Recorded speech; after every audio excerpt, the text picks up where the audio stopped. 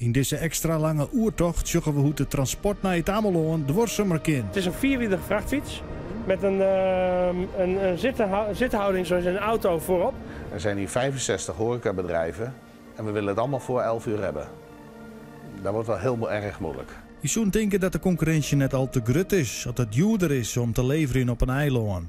Maar het oerstelde is weer nevens haatverkeep Gert Kor van Bitfood. Het is heel apart, maar ja, je zit toch met het stukje vervoer naar de Waddeneilanden.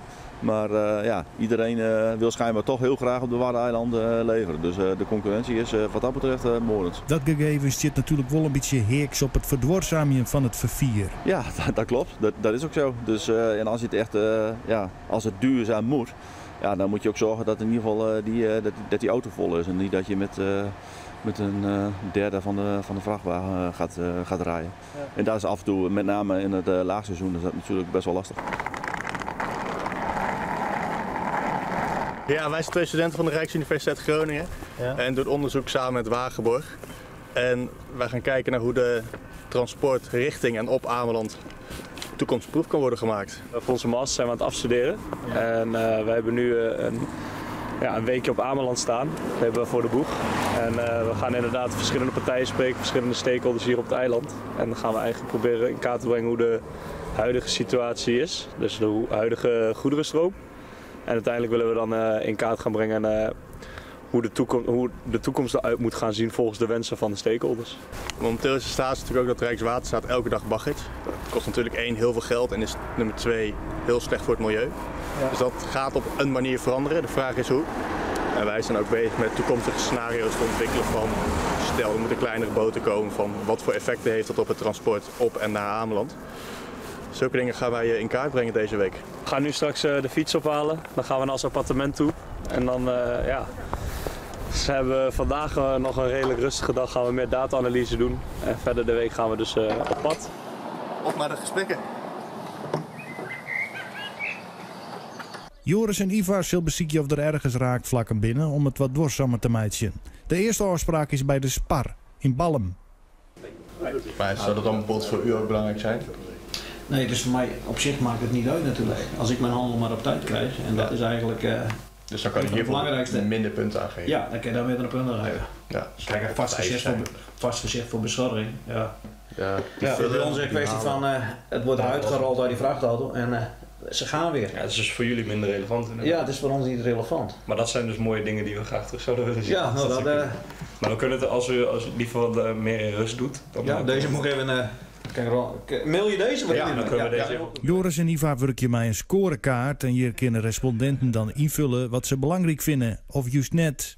Bijvoorbeeld leveranciers, Hanos, Bitfood, dat zegt vastgezegd heel belangrijk. Ja. Dus je heeft 21,7 van de 100 punten continu.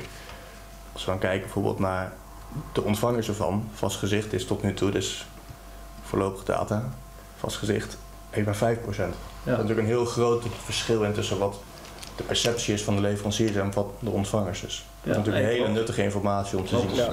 De supermarkt vindt het in principe niet heel erg wie het levert als het maar geleverd wordt op tijd. En ja, die kijken ook naar het kostenplaatje inderdaad. Dus die zijn ook meer op kosten gefocust. En op tij varen of 's nachts transport? Ja, 's nachts transporteren is redelijk lastig. In ieder geval voor de Spar.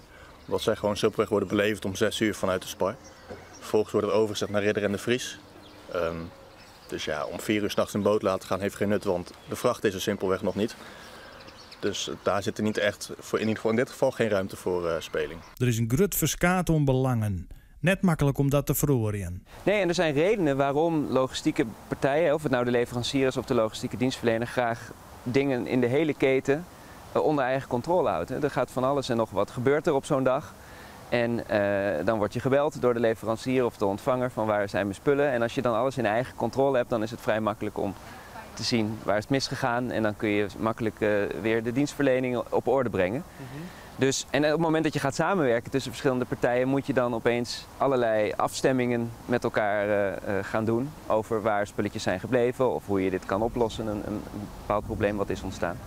Dus vanuit dat perspectief is het best ingewikkeld om dit te verbeteren. En tegelijkertijd zie je dus vanuit het onderzoek ook wel dat er op sommige punten ruimte is, omdat er verschil in perspectief is op onderdelen van het logistieke proces, zoals de leverancier met zijn eigen jasje aan de voordeur. Of de flexibiliteit in het moment van leveren. Ja, ik denk dat het met name in die type afspraken zit, waardoor er ruimte ontstaat om die lege plek in de vrachtwagens beter te vullen. We zijn eigenlijk wel benieuwd wat Snackbar Plaza dan belangrijk vindt qua logistiek. En wij zijn momenteel langs horecazaken aan het gaan om een scorekaart te laten invullen. Om te kijken van wat zijn de wensen van de verschillende partijen.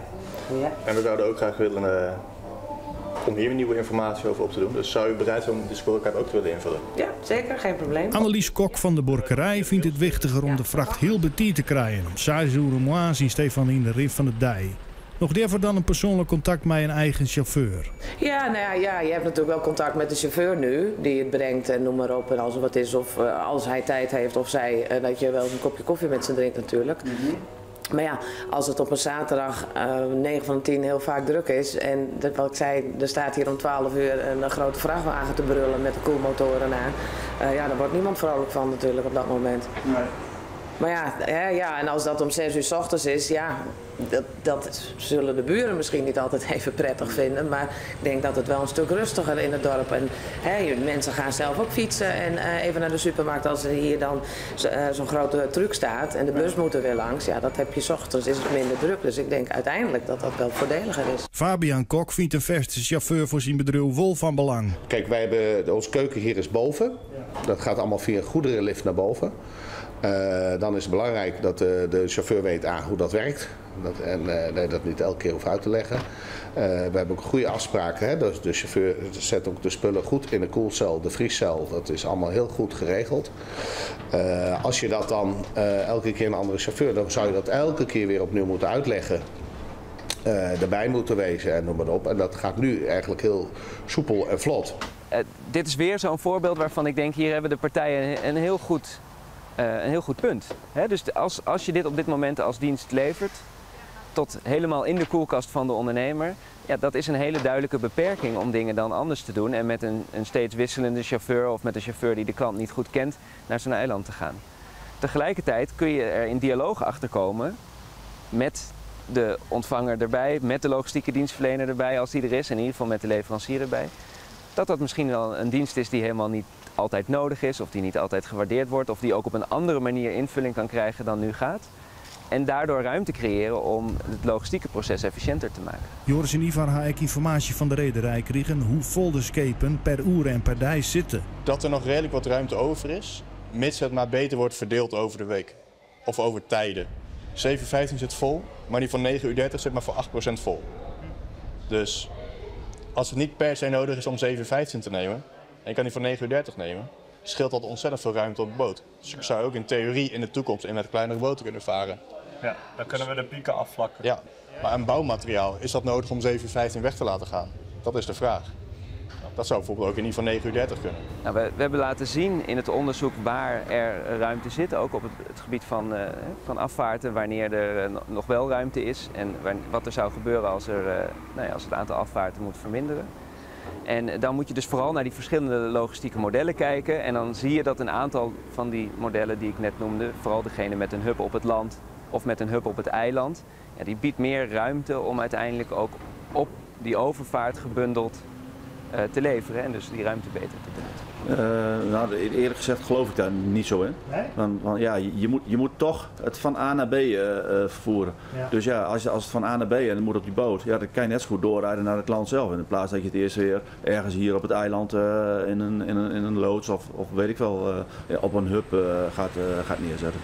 Ja, dus dat is voor elke leverancier naar zo'n waddeneiland een afweging op zich. Dat is een vreemd stukje Nederland met een stuk boot ertussen, afhankelijk van welk eiland een heel lang stuk boot ertussen. En het is vaak niet een heel groot deel van de markt van zo'n partij. En dan zie je dus inderdaad dat het logistieke netwerk is ingericht om alle partijen op het vasteland van Nederland goed te bedienen. En daarom zie je ook dat een aantal partijen voor die waddeneilanden kiest voor een ander logistiek model dan dat ze doen voor hun klanten op het vasteland. Dus juist met zo'n hub en een samenwerking met een logistieke dienstverlener, wat we in het onderzoek gezien hebben. Ja, dat is dan plots wel interessant op zo'n eiland, terwijl dat aan de landzijde niet interessant is of niet interessant genoeg is, dan houden ze het liever meer in eigen hand. Ja, je zou wel kunnen zeggen van we brengen het naar Holwert en we zetten het met de boot over. En vanaf hier, vanaf het eiland, is het elektrisch vervoer. Maar er is hier geen mogelijkheid om meerdere elektrische vrachtwagens op te laden. Die capaciteit die is er gewoon niet. Nee. En een auto laden, ja, dat is iets anders dan een vrachtwagen laden. Ja. Wat ik vertelde, ik bedoel, elektrische vrachtwagens die hebben we ook al rijden. Ja. En er zijn er heel veel in bestelling. We hebben nu ook meerdere elektrische vrachtwagens in bestelling dan dat we dieselvrachtwagens in bestelling hebben. En voor de ziekers is het in inwisselingen van de dieseltrucks voor een elektrische net de meest worstelijke optie. Om het elektrisch rijden, met name op het eiland, makkelijk te maken, is het verstandig om die hubfunctie op het eiland te hebben. Want vanuit daar kunnen voertuigen met relatief korte ritten, en kunnen dus relatief kleine voertuigen met relatief korte ritten toch veel gedaan krijgen door meerdere rondjes vanuit die hub te gaan maken. En dat is makkelijker dan met elektrisch vervoer vanaf de distributiecentra helemaal tot aan de voordeur op het eiland te komen. In de grote steden wordt al heel iets meer met dit soort fietsen werken om vracht te vervieren. Het is een vierwielige vrachtfiets met een zithouding zoals een auto voorop en een grote container achter waar je in de container in de bovenkant 1000 liter laadruimte hebt. En in de onderkant zit nog een keer een la waar ook nog 350 liter laadruimte in zit. Het is vooral bedoeld voor in de steden waar de auto en de busjes steeds meer vastlopen. Het kan gebruikt worden voor pakkettenvervoer, maar ook bijvoorbeeld voor een kabelinstallateur of een onderhoudsmonteur voor de cv-ketel, dat soort dingen. We kunnen wel eens zeggen, ja, vroeger was alles beter. Maar ja, vroeger reden we hier met paard en koets door de straat. Ja, nou, nu is het toch wel prettiger hoor, met een auto. Dus ja, natuurlijk, je kan altijd weer innoveren en weer noem maar op. Alleen ja, dat is een proces, daar moet je samen aan gaan werken. Ja. En daar zou best wel oplossingen voor kunnen zijn. Hoe je het ook bent of keert, uiteindelijk gaan we naar een zero-emissie toe. Dus ja, je zult moeten blijven ontwikkelen en je zult moeten meegaan in elektrisch vervoer bijvoorbeeld.